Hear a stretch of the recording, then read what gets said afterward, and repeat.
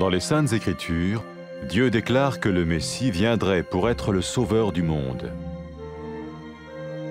La vie de Jésus prouve qu'il est bien celui dont les prophètes avaient parlé. Ésaïe a prophétisé que la Vierge deviendrait enceinte et qu'elle enfanterait un fils. Des siècles plus tard, la naissance de Jésus accomplissait cette prophétie.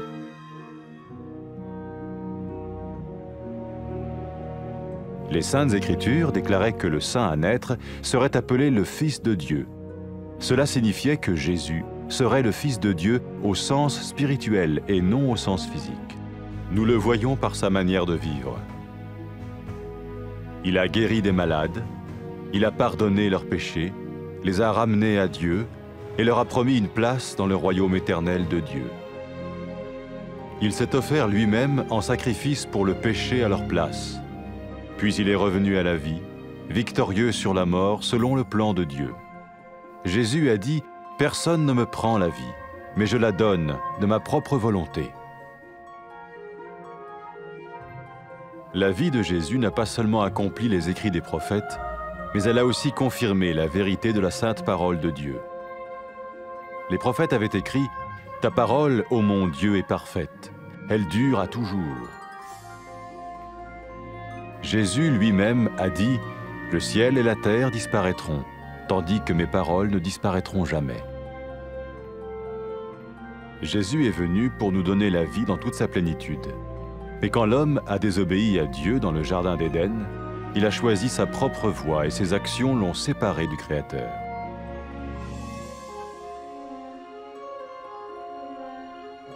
Les Saintes Écritures déclarent que tous ont péché et que le salaire que paye le péché, c'est la mort.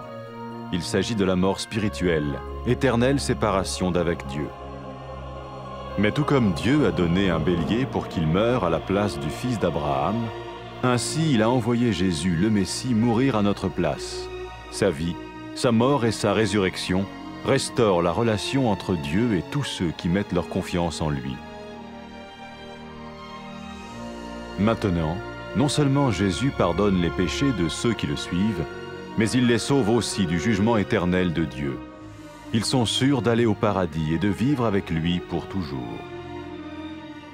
C'est cette vie et cette liberté de la culpabilité et du pouvoir du péché que Jésus offre à chacun aujourd'hui. Cela ne veut pas dire suivre une religion, mais choisir d'avoir foi en Jésus qui dit « Je me tiens à la porte et je frappe. Si quelqu'un entend ma voix et ouvre la porte, j'entrerai chez lui. » Cela veut dire se tourner vers Dieu et croire que Jésus vient dans nos vies pardonner nos péchés et nous rendre tels qu'il veut que nous soyons. Il ne suffit pas d'approuver intellectuellement ce qu'il dit, ni de vivre une expérience émotionnelle. Nous le recevons par grâce, au moyen de la foi, par un acte de notre volonté. Lorsque quelqu'un est prêt à suivre Jésus le Messie, il peut lui parler par une simple prière. Peut-être êtes-vous prêt maintenant à ouvrir votre vie à Dieu. Si oui, vous pouvez vous joindre à la prière suivante, silencieusement, dans votre cœur. Seigneur Jésus, j'ai besoin de toi. Merci d'être mort sur la croix pour mes péchés.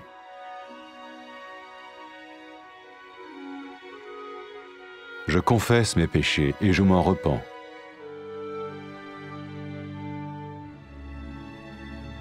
Je t'ouvre la porte de ma vie et je te reçois comme mon Sauveur et Seigneur.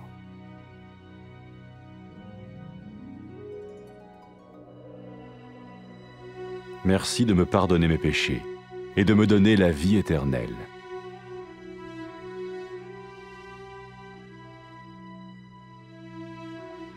Fais de moi le genre de personne que tu veux que je sois. Maintenant que je deviens l'un de ceux qui te suivent.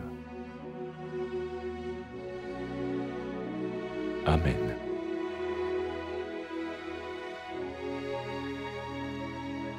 Jésus a dit à propos de ses disciples, « Mes brebis écoutent ma voix, je les connais et elles me suivent. » Pour expérimenter la vie en abondance promise par Jésus, Ceux qui le suivent parlent à Dieu chaque jour dans la prière et lisent ou écoutent sa parole. Ils parlent de lui à d'autres personnes et rencontrent régulièrement ceux qui l'aiment et le suivent. N'oubliez pas sa merveilleuse promesse. Tout pouvoir m'a été donné dans le ciel et sur la terre. Et sachez-le, je vais être avec vous tous les jours jusqu'à la fin du monde.